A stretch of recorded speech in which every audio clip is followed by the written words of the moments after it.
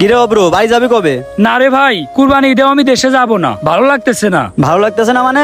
তুই না 2 দিন আগে বললি তুই দেশে যাবি, তাইলে এখন আবার ভালো লাগতেছে না কেন? না রে ভাই, আসলে ঈদের আনন্দ আমাদের মতো প্রবাসীদের জন্য না। আমার এইবারের ঈদেও বাড়ি যাওয়া হবে না।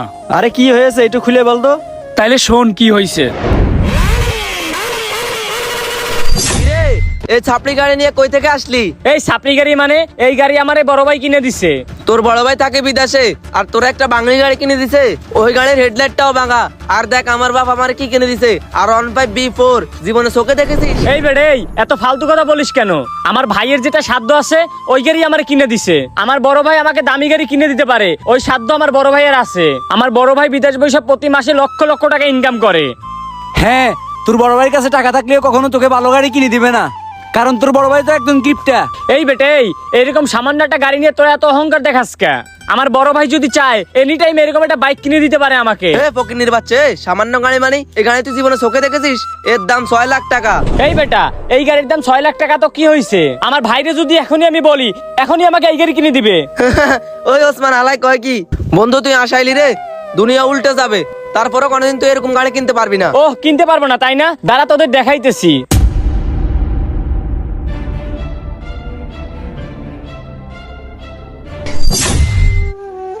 কিরে ছোট ভাইটা এখন আবার কল দিল কেন? হ্যাঁ হ্যালো ভাই, বল। ভাই তুমি কই আছো? তুমি এখনই আমাকে বাইক কেনার জন্য 5 লাখ টাকা পাঠাও। এখনই বাইক কিনে তুই কি করবি? হ্যাঁ, আমি গত মাসেও না বাড়িতে 1 লাখ টাকা পাঠালাম, এখন তোর বাইক কিনে দিব কিভাবে? দেখো আমি অত কিছু জানি না, আমার বাইক কেনার জন্য টাকা লাগবে আর সেটা আজকেই লাগবে। আরে ভাই একটু বুঝার চেষ্টা কর, আমার কাছে তো টাকা নেই। আমি টাকা থাকলে তো দিয়েই দিতাম, তোদেরকে প্রতি মাসেই তো লক্ষ লক্ষ টাকা দিই আমি। ভাই দেখো, তুমি কত টাকা দিছো বা না দিছো সেটা আমার দেখার বিষয় না। আচ্ছা তাইলে তুমি বিদেশ গেছো কেন যদি আমাকে টাকাই না দিতে পারো?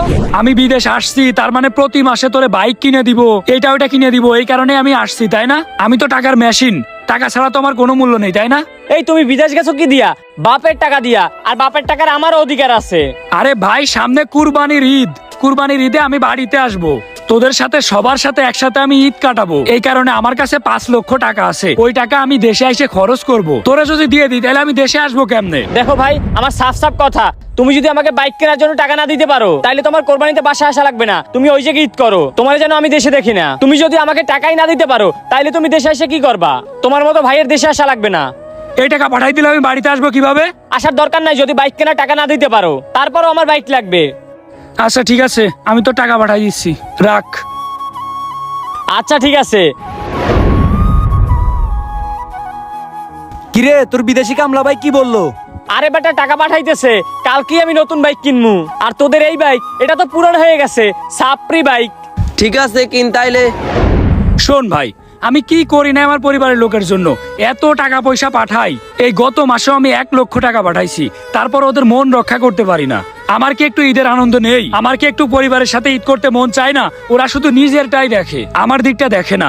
আসলেই ভাই, আমরা প্রবাসীরা হচ্ছে টাকার মেশিন, আমাদেরকে সবাই টাকার মেশিন মনে করে। আমাদের কাছে যদি টাকা না থাকে তাহলে আমাদের কোনো দাম নেই। ছোট ভাই রয়েছে টাকা পাঠাইছি, এখন ওর কাছে আমি কত ভালো। ওরে যদি টাকা না দিয়ে আমি দেশে যাইতাম, সবার কাছে আমি খারাপ হয়ে যাইতাম, কারণ আমি তাদের মনের ইচ্ছা পূরণ করতে পারি নাই। আর আমরা প্রবাসীরা, আমরা যদি পরিবারের লোকের মনের ইচ্ছা না পূরণ করতে পারি তাহলে আমাদের মতো প্রবাসীদের আসলে কোনোই দাম নেই। আমরা মনে করি সবাই আমাদেরকে অনেক মূল্য দেয়, কিন্তু সবাই আমাদেরকে মূল্য দেয় না, আমাদের টাকা পয়সাকে মূল্য দেয়। টাকা দিতে পারলে বউয়ের কাছে ভালো স্বামী, টাকা দিতে পারলে মা বাবার কাছে ভালো সন্তান, টাকা দিতে পারলে ছোট ভাইয়ের কাছে ভালো বড় ভাই। শোন ভাই, আমরা আসলেই টাকার মেশিন। আমরা যদি টাকা না দিতে পারি তাইলে সবার কাছেই বোঝা। এই 45 ডিগ্রি তাপমাত্রার ভিতরে কাজ করে টাকা ইনকাম করে আমরা দেশে পাঠাই, তারপর ওদের কাছে আমরা ভালো হইতে পারি না।